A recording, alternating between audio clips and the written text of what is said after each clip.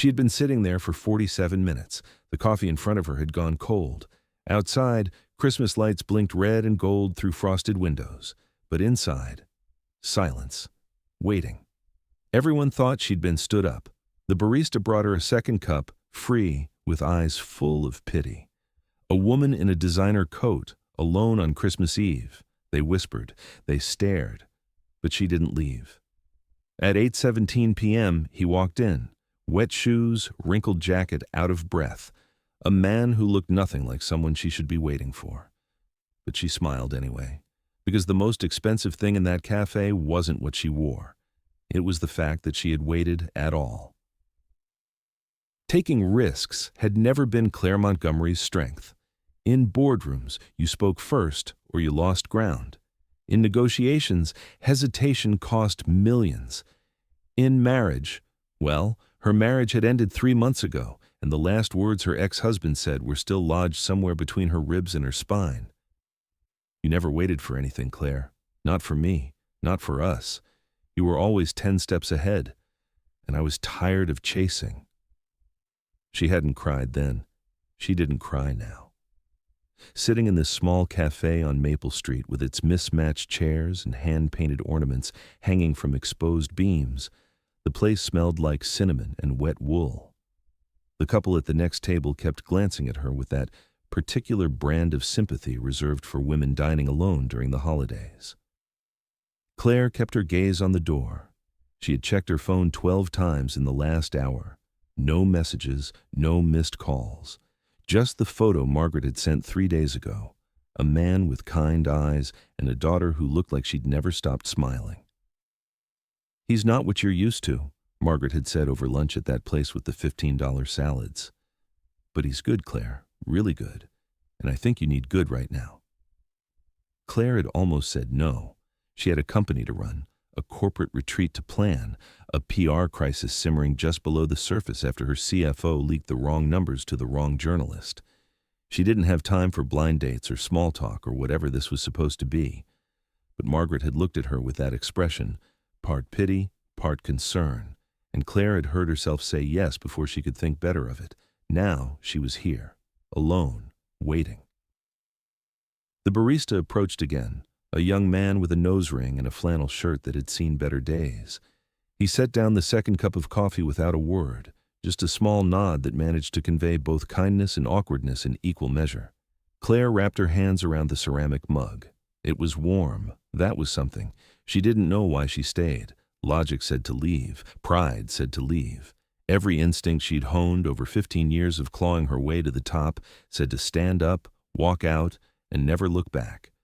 But something kept her in that chair, watching snowflakes gather on the window ledge, listening to the low hum of conversation and the occasional burst of laughter from the corner booth where a family was celebrating something. A birthday, maybe. Or just being together. Claire checked her phone again. 8:06. She had waited 47 minutes. 47 minutes of her life she would never get back, sitting in a cafe that probably didn't even know her name, waiting for a man she had never met. And then the door opened. He looked exactly like someone who had fought through hell to get there. His jacket was soaked through, clinging to his shoulders in dark patches. His jeans were spattered with something, water maybe, or slush from the sidewalk. His hair, dark and slightly too long, was plastered against his forehead. He stood in the doorway for a moment, scanning the room, and when his eyes found hers, Claire saw something she hadn't expected. Relief. Pure, unguarded relief. He crossed the cafe in quick strides, and Claire noticed the way people looked at him, not with admiration, but with a kind of puzzled curiosity. He didn't belong here. Not in this cafe with its artisanal pastries and oat milk lattes. Not in her world. "I'm so sorry," he said, and his voice was rougher than she'd imagined. Lower, like he'd been shouting or crying or both. "I'm David. My daughter was sick. I couldn't—" He stopped mid-sentence, as if realizing he was still dripping onto the hardwood floor. Claire stood. She was wearing heels, which made her almost eye level with him, and up close she could see the exhaustion etched into the corners of his eyes. He smelled faintly of antiseptic and something else. Lavender, maybe. Children's soap. "It's fine," Claire said, and her voice came out cooler than she intended. Professional, guarded. "I understand." David's gaze dropped to the 2 coffee cups on the table, then back to her face.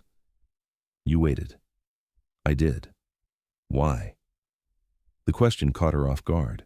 It was too direct, too honest for a first meeting.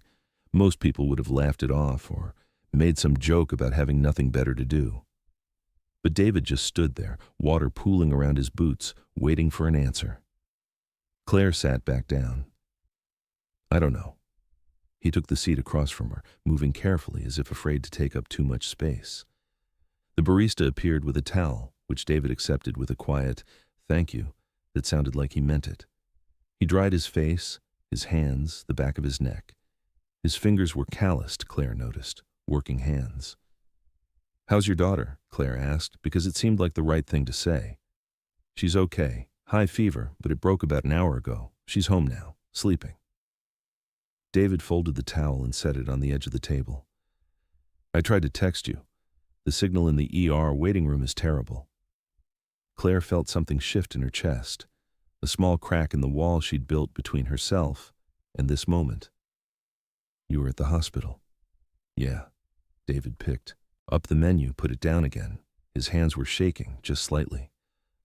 "I thought about canceling, but Emma, that's my daughter, she told me I should come. She said you might be nice." "Am I?" Claire asked before she could stop herself. David looked at her then, really looked at her, and Claire felt the full weight of his attention. It wasn't invasive or presumptuous. It was careful, considerate, like he was trying to see past the designer coat and the perfect hair to whatever was underneath. "I don't know yet," he said finally. "But you waited. So maybe." The couple at the next table got up to leave, and in the brief silence that followed, Claire became aware of how loud her own heartbeat sounded. She reached for her coffee, the second one still warm, and took a sip. It was too sweet. The barista had added sugar without asking. She drank it anyway. "Margaret said you're a plumber," Claire said. "I am." "Do you like it?" David's mouth twitched to almost a smile. "It pays the bills, keeps Emma fed." "That's what matters?" "That's not what I asked." He leaned back in his chair, and for the first time since he'd walked in, some of the tension seemed to leave his shoulders.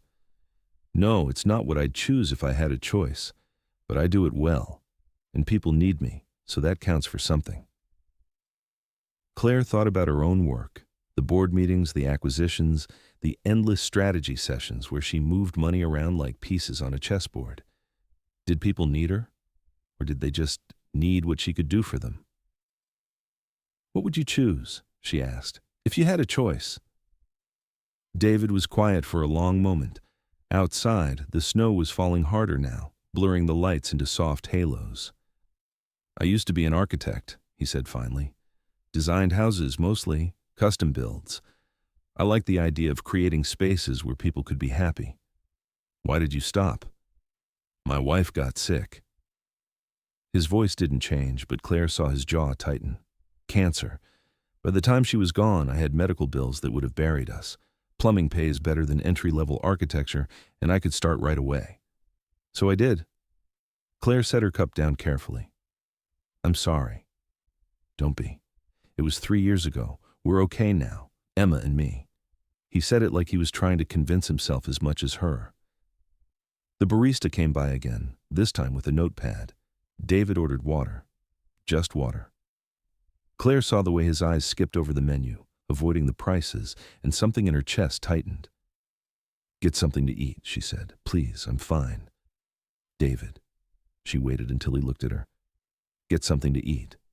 He ordered a sandwich, turkey and Swiss, the cheapest thing on the menu. When the barista left, Claire felt the weight of the silence between them, heavy and awkward and strangely intimate all at once. "You didn't have to do that," David said. "I know. I can pay for myself. I know that too." He studied her for a moment, and Claire had the unsettling feeling that he could see straight through every defense she'd ever built. "Why did you really wait?" he asked again. This time, Claire didn't have a quick answer. She thought about the last 3 months, the The divorce proceedings, the empty penthouse, the mornings she woke up and forgot, just for a second, that there was no one beside her anymore. She thought about Margaret's voice on the phone, gentle but firm. "You need to try, Claire. Just try." "I think," Claire said slowly, "I was hoping someone would wait for me too." David didn't say anything. He just nodded, like he understood exactly what she meant. His phone buzzed. He pulled it out, glanced at the screen, and his whole face softened. "It's Emma," he said, almost apologetic. He swiped to answer, and Claire heard a small, hoarse voice on the other end. "Daddy? Hey, baby, you okay?" "Yeah, I took my medicine. When are you coming home?" David's thumb traced the edge of his phone. "Soon. Real soon." "Is the lady nice?" Claire felt her throat tighten. David's eyes flicked to hers, and for a moment she saw something raw and unguarded in his expression. "Very nice," he said softly. "Good. You deserve someone nice, Daddy." Claire looked away, focusing on the Christmas lights outside, blinking their steady rhythm. Red, gold, green. Red, gold, green. "I'll be home in a bit, okay?" "Okay? You need anything?" "No, I just wanted to make sure you were okay." "I'm okay, sweetheart. I promise." "Okay? Love you." "Love you too." David ended the call and set the phone face down on the table. He didn't say anything for a long moment, and Claire didn't push. She understood somehow that this silence was its own kind of conversation. "She worries about me," David said eventually. "She's 7, and she worries about me. That's not how it's supposed to work." "She loves you." "I know, but sometimes I think she'd be better off if I could give her more. A real house instead of a 2-bedroom apartment.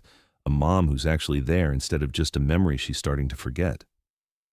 He stopped, shook his head. "Sorry, you didn't sign up for this." "Didn't I?" Claire asked.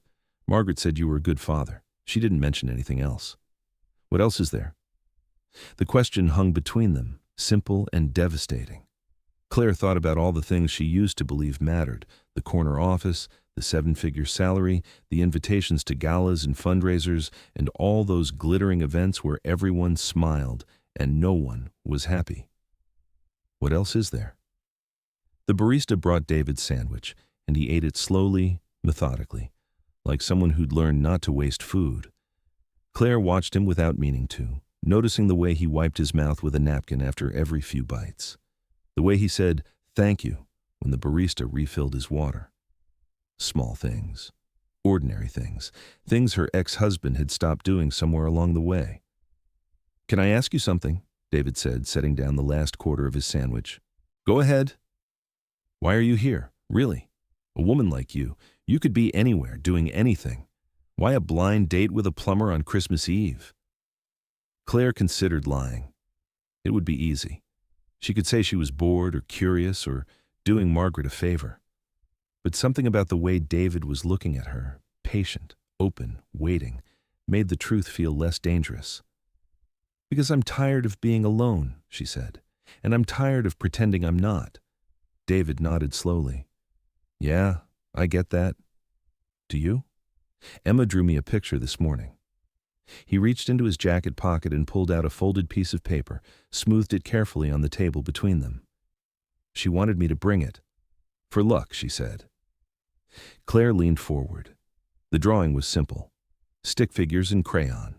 A man and a woman holding hands. Above them, Emma had written in wobbly letters, "Daddy and his new friend. Merry Christmas." There was a small smudge in the corner, like someone had cried and tried to wipe it away. "She wants you to be happy," Claire said quietly. "She wants me to have what she can't give me." David's voice was steady, but Claire heard the fracture beneath it. "She's 7 years old and she thinks it's her job to fix me."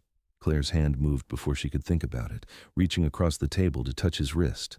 Just briefly, just enough to ground him. "You're not broken." David looked at her hand, then at her face. "How do you know?" "Because broken people don't show up 47 minutes late to a blind date and still apologize."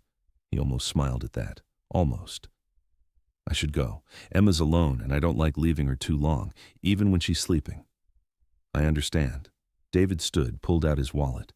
Claire saw the worn leather, the frayed edges, the careful way he counted out bills for the sandwich. She wanted to tell him not to bother, that she'd take care of it, but she knew, somehow she knew, that would hurt more than help. "Thank you for waiting," David said. "I know it probably seemed—" "Don't," Claire interrupted gently. "Don't apologize again. You're here. That's what matters." He tucked Emma's drawing back into his pocket, and Claire felt a sudden irrational urge to ask him to stay. Just a little longer. Just until the snow stopped, or the cafe closed, or she could figure out why this felt different from every other first date she'd ever had. "Can I—" David stopped, started again. "Can I see you again? Or was this enough?" Claire stood, gathering her coat, her purse, her carefully constructed composure. "Do you have plans for the rest of the night?" "Just going home to Emma." "Can I come with you?" The question surprised them both. David blinked and Claire felt heat rise in her cheeks, a sensation she hadn't experienced in years. "I don't mean—" she started, but David held up a hand. "I know what you mean." He hesitated. "Emma said she wanted to bake cookies tonight. She's probably too sick, but if you wanted to, if you don't mind, I'd like that," Claire said. And she meant it. Had they walked out into the snow together, side by side but not touching?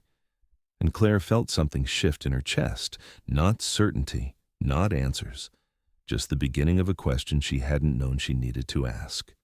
David's apartment was a 20-minute bus ride from the cafe, and Claire followed him onto the number 47 without hesitation. They sat near the back, and through the fogged windows, she watched the city slide past, storefronts and streetlights and the occasional glimpse of families gathered around dinner tables.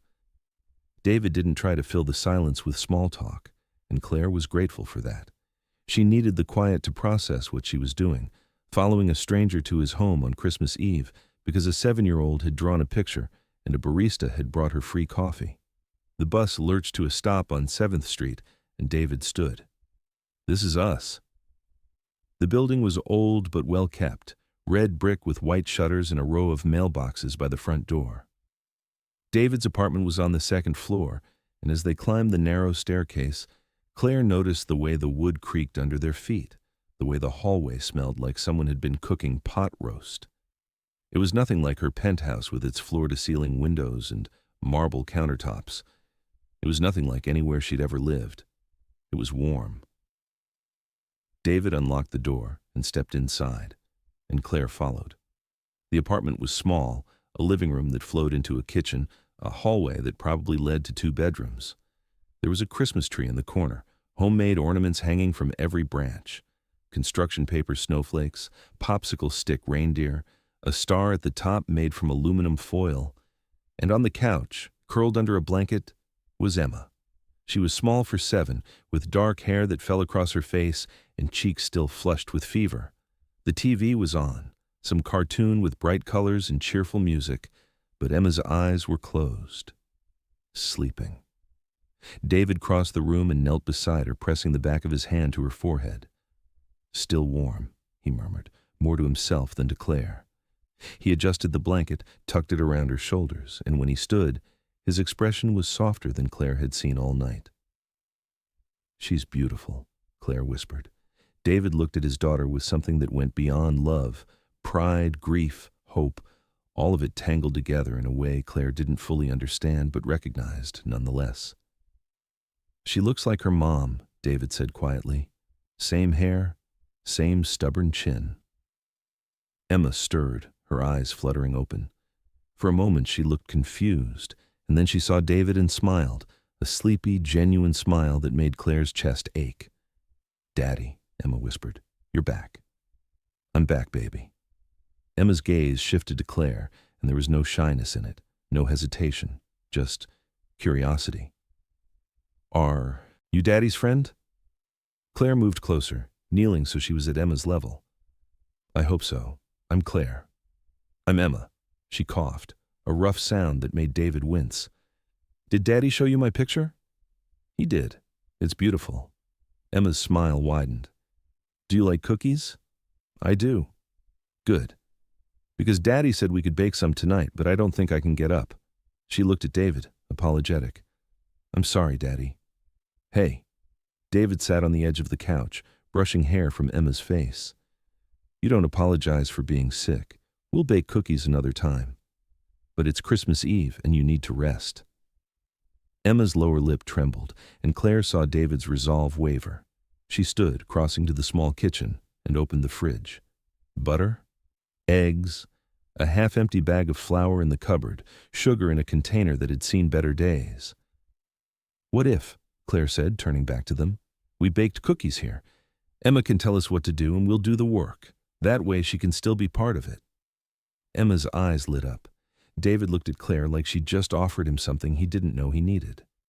"You don't have to," he started. But Claire shook her head. "I want to." And she did. They baked cookies. Emma directed from the couch, her voice hoarse but determined.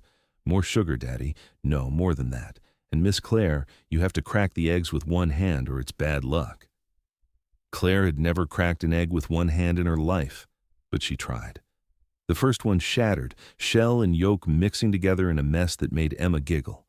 The second one worked, barely, and David caught her eye across the counter and smiled.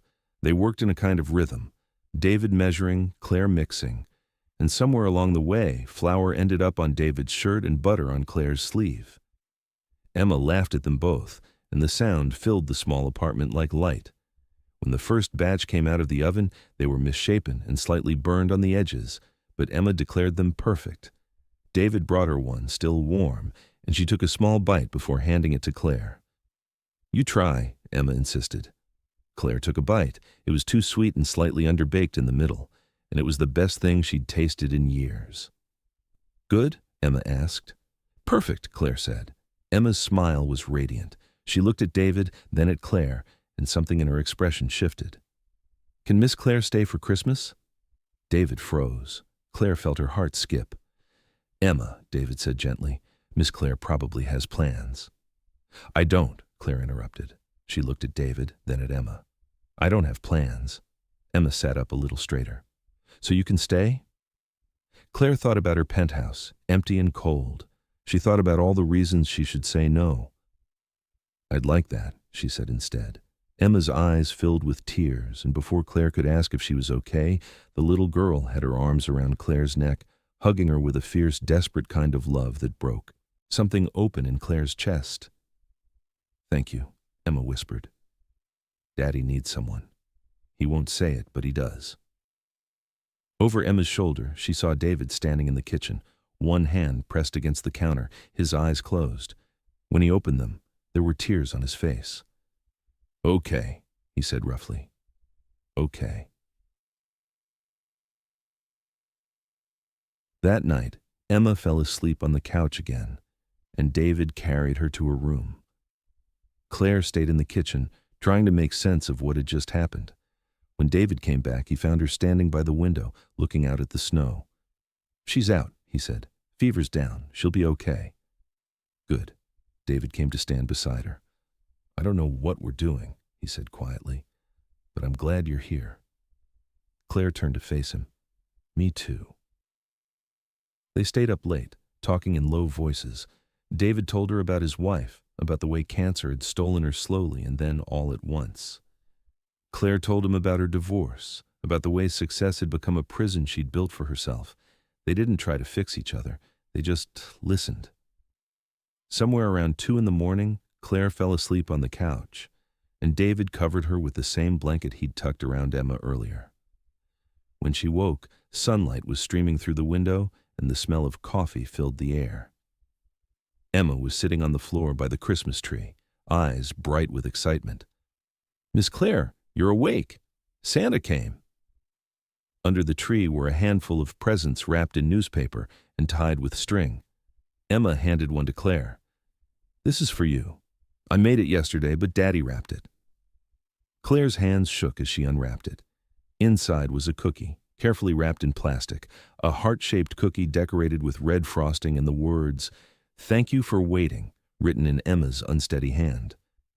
Claire couldn't speak. She just held the cookie and cried, and Emma crawled into her lap, small arms wrapping around her. "Don't be sad," Emma whispered. "It's Christmas." I'm not sad, Claire managed. I'm happy. Good. Emma pulled back, looking at her seriously. Daddy says being real is better than being perfect. Are you real? Claire looked at David, who was watching them. I'm trying to be, she said. Emma nodded, satisfied. Then you can stay. They spent Christmas morning together, the three of them, and no one else. They ate cookies for breakfast and opened presents that were small and thoughtful. Around noon, Claire's phone buzzed. Margaret. She let it go to voicemail. You don't have to stay, David said. If you need to go, I understand. Claire looked at him. This man who had shown up late and apologized too many times and baked cookies with flour in his hair. I know I don't have to, she said, but I want to. David's hand found hers. Why? Because you waited too, she said. You didn't give up on tonight, even when you had every reason to. You came anyway. And I think that's what love is. Showing up even when it's hard. David's fingers tightened around hers. Claire, I don't know what this is. Me neither, she interrupted. But I know I haven't felt this real in a long time, and I don't want to let that go. Emma appeared in the doorway. Are you guys done talking? I want to watch a movie. David laughed. Yeah, baby, we're done talking. They watched a movie, and Emma fell asleep between them, her head on Claire's shoulder, her feet in David's lap. Claire felt the weight of her, warm and trusting, and thought about all the things she'd been chasing for so long. None of it mattered as much as this. Her phone rang again that evening, Margaret persistent as always. This time, Claire answered. Where are you? Margaret demanded. I'm with David. Silence. Then, you're still with him. Claire, the date was 2 days ago. I know. And you're still there? Yeah, I'm still here. More silence. Then Margaret laughed. Good. How do you feel? Terrified, Claire admitted. But good. Really good. Then stay terrified, Margaret said. That's how you know it's real. When evening came, Claire helped Emma get ready for bed. She read her a story, and when Emma's eyes started to close, she kissed her forehead without thinking. Good night, Miss Claire, Emma whispered. Good night, sweetheart. In the hallway, David was waiting. Thank you, he said quietly, for staying, for being here. Claire reached for his hand. I waited 47 minutes for you to walk into that cafe, she said. I'm not going anywhere now. David pulled her close, and Claire let herself be held. It wasn't perfect. It wasn't what she'd planned, but it was real. What happens now? David asked. Claire thought about her penthouse and the life she'd built that suddenly felt too empty. She thought about this small apartment and the way Emma had called her part of the family. I don't know, she said honestly, but maybe we just keep showing up. Can you do that? Show up for someone like me? David, you showed up late to a blind date and still apologized. You work a job you don't love so your daughter can eat. You waited for love even when it hurt. If I can't show up for someone like you, then I don't deserve to show up anywhere. David's eyes filled with tears. I'm scared, he admitted. I'm scared of messing this up. Me too, Claire said. But I think maybe that's okay. Maybe being scared means it matters. David kissed her then, soft and tentative, and Claire kissed him back. It was just two broken people choosing to be brave together. Stay, he said. Not just tonight. Stay. Claire thought about all the reasons she should say no, but then she thought about Emma's drawing and the cookie and the way David had shown up anyway. Okay, she said. I'll stay. And she did. She called her assistant and canceled her meetings. She extended her leave. She showed up. Every day for pancakes and story time and the small, ordinary moments that turned out to be everything. 3 months later, she would sell her penthouse and move into a house David designed. Their house. But that came later. For now, on this snowy Christmas night, Claire Montgomery sat on a worn couch in a small apartment and felt something she hadn't felt in years. Hope. Emma padded out of her room one more time, clutching her blanket. Miss Claire, are you really staying? Claire opened her arms and Emma crawled into them. I'm really staying. Good, Emma yawned, because we're a family now. David sat down beside them, and Claire leaned into him, Emma warm between them. Through the window, snow continued to fall, covering the city in white. Merry Christmas, David whispered. Claire closed her eyes. Merry Christmas. Outside, the world kept turning. Inside, three people who had been alone found each other and decided, for tonight, and maybe for all the nights to come, that was enough. More than enough. Sometimes the most important thing you can do is wait. Claire Montgomery sat in that cafe for 47 minutes. Everyone thought she'd been stood up. The barista brought her free coffee with eyes full of pity. But she stayed. Because waiting isn't weakness, it's faith, it's hope. It's choosing to believe that someone is worth the time, even when every logical part of your brain says to leave.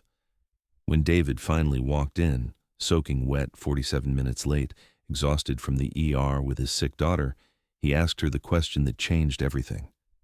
Why did you wait? Her answer was simple. I was hoping someone would wait for me too.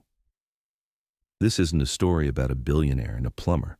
It's a story about two broken people who chose to show up, who chose to be real instead of perfect, who learned that love isn't about having everything together. It's about being brave enough to be seen when you're falling apart. Claire waited 47 minutes in a cafe, but what she gained was a lifetime of Christmas mornings, cookie baking nights, and a 7-year-old who taught her that family isn't about blood. It's about who shows up. Like if this reminded you that waiting for the right person is worth it. Comment: have you ever waited for someone who changed your life? Subscribe to My Storybox for stories about second chances and showing up tomorrow. Another story about choosing love over logic.